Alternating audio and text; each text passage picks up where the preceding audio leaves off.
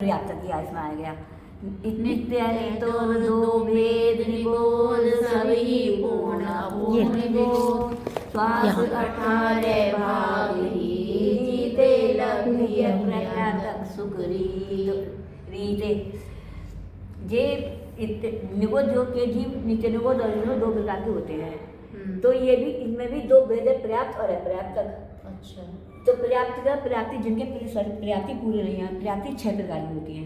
अच्छा, मतलब पर्याप्ति जिनका शरीर पूरा नहीं है, पर्याप्ति होती है जैसे आहार।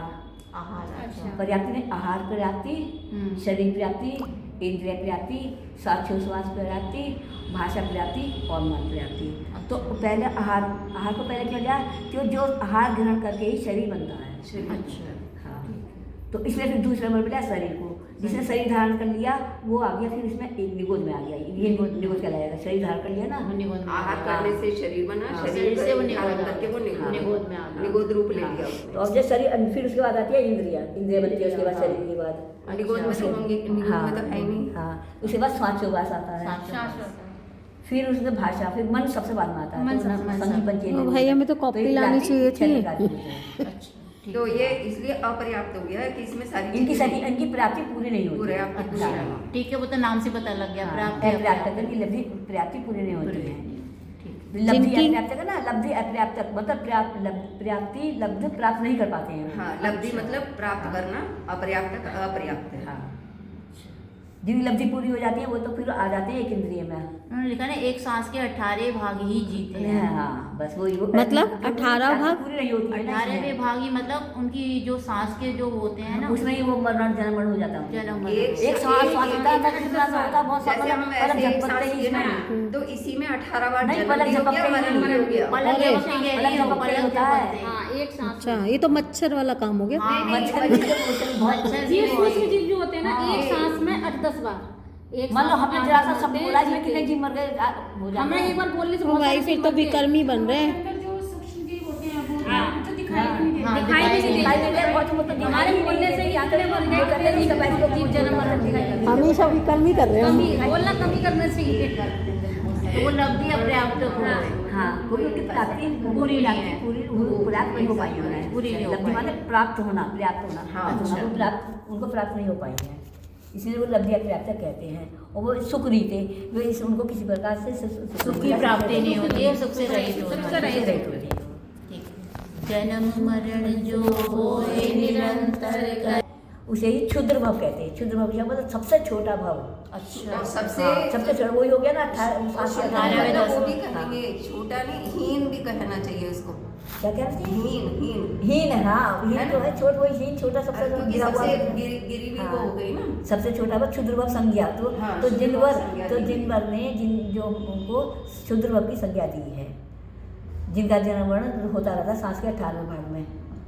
तो ये सब क्षुद्र जीव होते हैं। और कितने जीव है ये? एक इंद्रिय के 66,132। हाँ, भव अंतर्मुहूर्त में लगातार होते रहते हैं, मतलब इतने भव अंतर्मुहूर्त में हो जाते हैं। एक इंद्रिय जीव के अंतर्मुहूर्त में ही इतने भव हो जाते हैं। 66,132 बार जन्म ले लेता है। एक अंतर्मुहूर्त, ये नहीं अंतर्मुहूर्त सब कहते हैं कि 24 मिनट ऐसे अंतर्मुहूर्त तो मतलब 1 सेकंड से लेकर के, एक समय से लेकर के 48 मिनट तक का अंतर्मुहूर्त कहलाता है। यानी एक समय से लेकर के एक समय कितने का हुआ? समय जैसा बहुत सेकंड से भी आधा। अच्छा, पलक झपकते हैं। और ये तो बहुत ही कम, मतलब एक तरह से देखा जाए तो उसी में ही वो उनका इतने 66,132 भाग हो जाते हैं इतनी देर में ही। ये जिनेंद्र भगवान ने देखा है, मतलब वो ये केवल गम्य है ये, और जो अवधि ज्ञानी भी इसको नहीं जान सकते। ये केवल ज्ञान का ही विषय है। अंतर्मुहूर्त में सिद्ध जीव से गुणे अनंत तन निगोद एक जीव बसंत हीरा दुर्लभ बालु समो त्यों दुर्लभ तरसता है भर। सिद्ध जीव से गुण अनंत तन, सिद्ध जीव भी अनंत है, लेकिन जो निगोदिया जीव है वो उनसे भी अनंत हैं। एक जीव बसंत तन निगोद, एक निगोद में अनेक जीव बसते हैं उसमें ही। हाँ, मतलब जैसे कहते हैं सिद्धालय में सिद्ध परमेश्वर अनंत, लेकिन उनसे भी अनंत निगोदिया जीव उनसे भी ज्यादा अनंत, उनसे भी ज्यादा। ज्यादा एक ही वही ना, सबसे ज्यादा जीव निगोद में ही है, शरीर। और सबसे कम जो जीव है वो मनुष्य पर्याय में है, सबसे जीव कम। एक बार निगोद जीव में चले जाओ ना, फिर तो उसकी पर्याय से छूटना मिलने भी को बड़ा से कठिन क्या ना, है, मनुष्य जैसे पर्याय में आना। जैसे कोई बालू में कोई सब हीरा मिल गया है तो उसका ढूंढना कम कठिन है, हाँ। ऐसे ही तो मनुष्य निगोद से निकल करके मनुष्य त्रस जीव पर्याय मिलना बहुत कठिन है। हाँ, त्रस की त्रस पर्याय मिलना, त्रस की मतलब तो दो इंद्रिय से लेकर हाँ, चार। त्रस की भी मिल दो जाएगा। इंद्रिय मतलब पहले तो वही ना कि सब निगोद से आके स्थावर बनेंगे, स्थावर में भी बहुत पूर्ण है, बहुत विशुद्धि हुई भावों की, तो वो फिर उसमें बनेंगे, दो इंद्रिय में आएंगे। फिर उसके बाद जैसे जैसे उनका साइज बनता होती जाएगी, होती चली जाएंगी, तो तीन इंद्रिय बन जाएंगे। ऐसे बढ़ते हुए चार इंद्रिय, 5 इंद्रिय। लेकिन जो मनुष्य पर्याय है तो बहुत ही कठिनाई है मिलनी, जो 5 इंद्रिय में भी मनुष्य पर्याय बहुत बन जाएंगे। अभी तो यहाँ तक कहती है हमारी इस भाव में बहुत अच्छे अच्छे कर्म के लोग गलत कर्म करोगे तो पता नहीं निगोदी वाले कर्म में चले जाओ या नरक गति में ही चले जाओ भाई।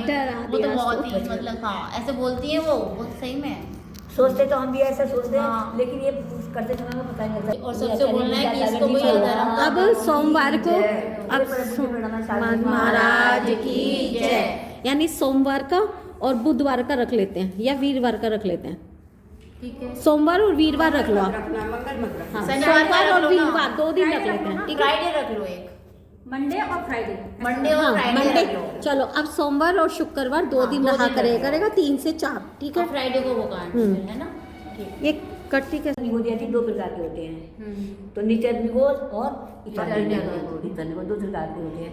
जो नित्य निगोद के जीव होते हैं तो वो बहुत तो सूक्ष्म जीव होते हैं, 2 प्रकार, साधारण और साधारण और प्रत्येक। हाँ, एक वनस्पति प्रत्येक तो साधारण जीव होते हैं वो होते हैं कि जैसे एक जीव में अनंत जीव होते हैं, उनका भोजन एक साथ होता है। जैसे आलू तो 6 महीने 8 दिन में जीव निकलते हैं, 608 जीव निकलते हैं। 6 महीने 8 दिन में 608 जीव। हाँ, तो वही 83 गति प्राप्त करते हैं, 1 2 इंद्रिय, 3 इंद्रिय, 4 इंद्रिय, 5 हाँ, इंद्रिय। वो जैसे उसमें लिखा था कि निगोद गति से बाहर आना मुश्किल है, तो वे आप बता रही वो 608 वो भी किसी बहुत पुण्य कषायों की बहुत मंदता होगी, कषायों की मंदता के लिए निकलते हैं तब।